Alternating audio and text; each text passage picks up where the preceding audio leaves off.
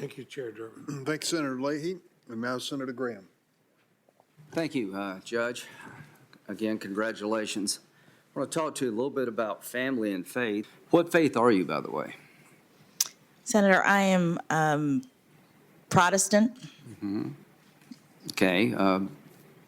non-denominational. Okay. Could you fairly judge a Catholic? Senator, I have a record of I think the fairly answer would be yes. judging everyone. I believe you can. I'm just asking this question because how important is your faith to you? Senator, personally, my faith is very important.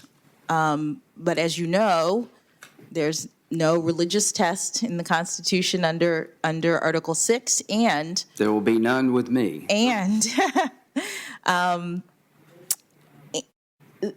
It's very important to set aside one's personal views Yeah.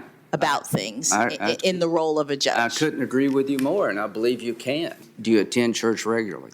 Well, Senator, I am reluctant to talk about my faith in this way just because I want to be mindful of the need for the public to have confidence in my ability to separate out my personal views. Well, how would you feel if a senator up here said, your faith, a dogma, lives loudly within you, and that's of concern?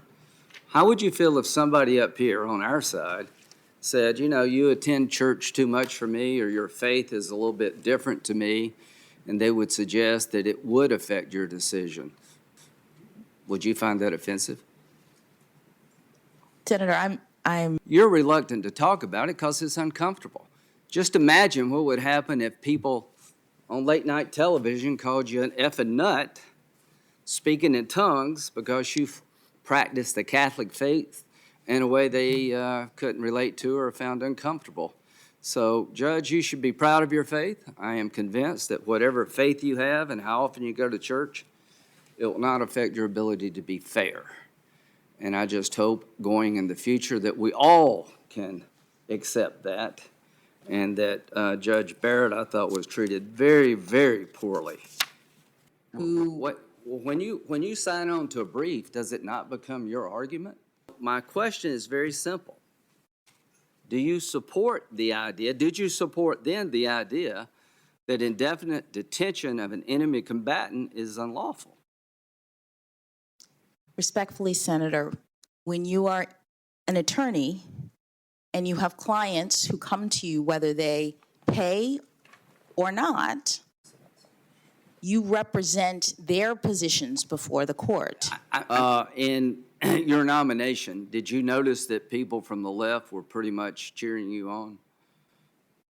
A lot of people were cheering me on, Senator. True. That's true. Did you know that a lot of people from the left were trying to destroy Michelle Childs? Did you notice that?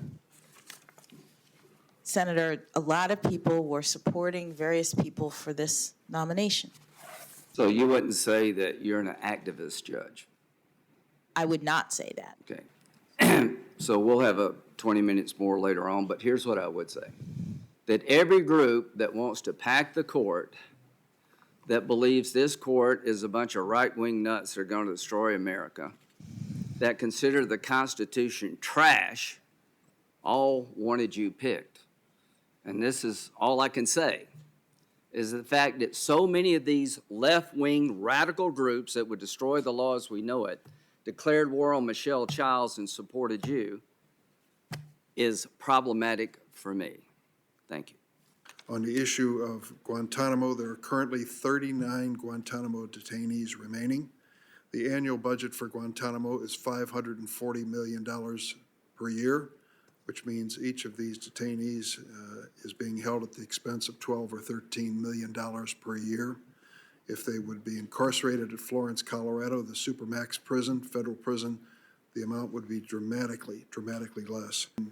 I'm suggesting the Creating that system has danger. failed miserably, and advocates to change this system, like she was advocating, would destroy our ability to protect this country. We're at war. We're not fighting a crime. This is not some passage of time event. As long as they're dangerous, I hope they all die in jail if they're going to go back and kill Americans. It won't bother me one bit if 39 of them die in prison. That's a better outcome than letting them go. And if it costs $500 million to keep them in jail, keep them in jail, because they're going to go back to the fight. Look at the friggin' Afghan government. It's made up of former detainees at Gitmo. This whole thing by the left about this war ain't working. Let me also note that Larry Thompson, who served as Deputy Attorney General under President George W. Bush, Oren Kerr, Special Counsel,